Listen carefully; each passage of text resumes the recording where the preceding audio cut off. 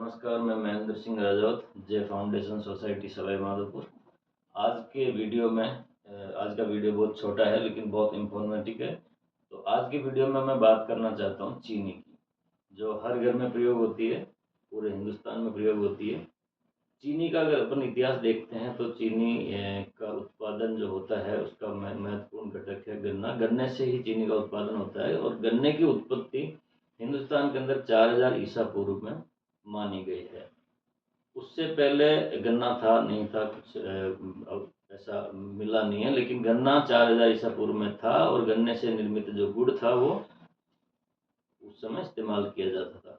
गुड़ को जैसे जैसे साफ किया गया उसको चीनी बनाया गया। चीनी अब गुड़ का प्रयोग कम हो गया है, चीनी का प्रयोग ज़्यादा हो गया है। आज का विषय यही है कि चीनी का प्रयोग जब से ज़्यादा हो गया है तब उसके बाद क्या क्या समस्या आने लग गई है।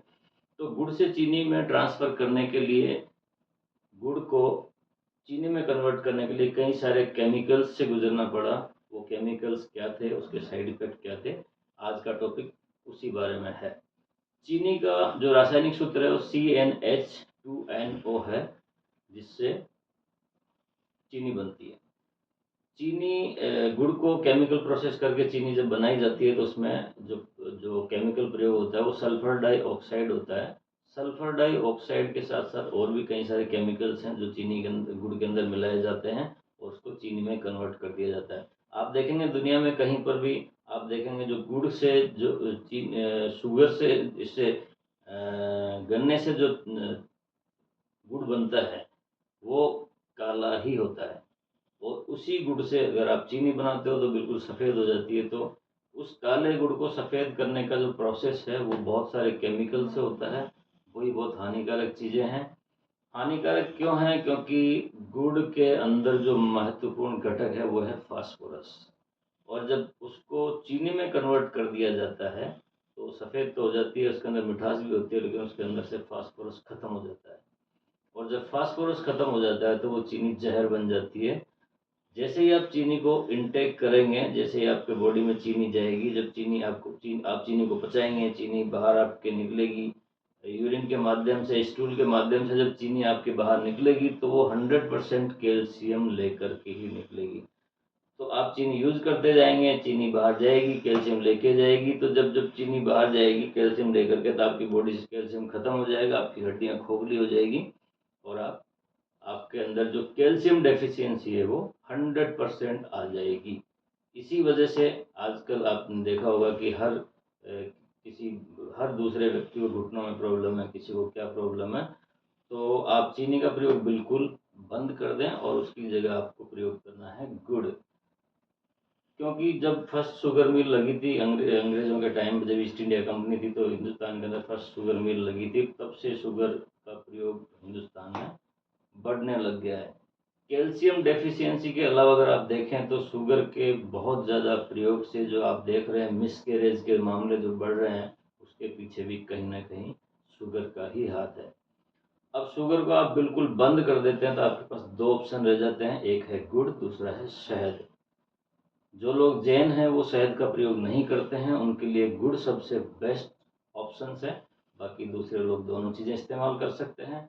गुड़ जो है उसके अंदर फास्फोरस की प्रचुर मात्रा है। अब आप बोलेंगे कि गन्ने से ही चीनी बनी है, गन्ने से ही गुड़ बना है, तो चीनी के अंदर फास्फोरस नहीं है, गुड़ के अंदर फास्फोरस कैसे है? ये बहुत अद्भुत विज्ञान है। जब आप गन्ने के रस को गर्म करेंगे गुड़ में कन्वर्ट करने के लिए, क्योंकि गन्ने के रस में ऑलरेडी फास्फोरस होता है, लेकिन गन्ने के रस को आप जब गर्म करेंगे तो फास्फोरस की मात्रा कम नहीं होती है, बल्कि ये फास्फोरस की मात्रा गुड़ में कन्वर्ट होने से के उस प्रोसेस में और बढ़ जाती है। यानी गन्ने के रस के अंदर फास्फोरस की मात्रा कम होती है और गुड़ के अंदर बहुत ज़्यादा होती है। अब जब आप फास्फोरस इनटेक करेंगे आपकी बॉडी के अंदर गुड़ के माध्यम से, तो एक तो गुड़ सबसे बड़ा कफनाशक है। आपको जो कफ संबंधी रोग हैं वो बिल्कुल नहीं होंगे। उसके अलावा जो कैल्शियम डेफिशिएंसी है वो आपके बिल्कुल नहीं रहेगी। फास्फोरस आपकी बॉडी में सही रहेगा तो कोलेस्ट्रॉल की प्रॉब्लम बिल्कुल नहीं रहेगी।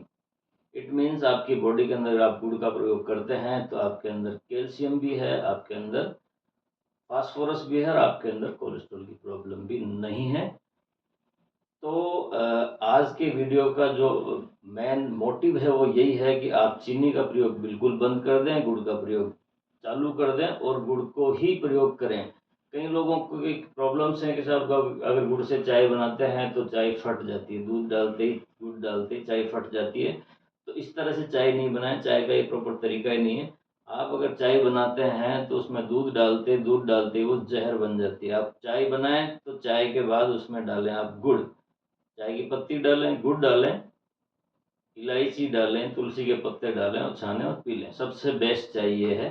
उसके अलावा गुड़ आप किसी भी चीज़ में प्रयोग कर सकते हैं, कोई प्रॉब्लम नहीं है। गुड़ से आप मिष्ठान बना सकते हैं। जहाँ आपको शुगर की प्रयोग करनी है वहाँ पे आप गुड़ का प्रयोग करें और स्वस्थ रहें, मस्त रहें। मिलते हैं नेक्स्ट वीडियो में। नमस्कार।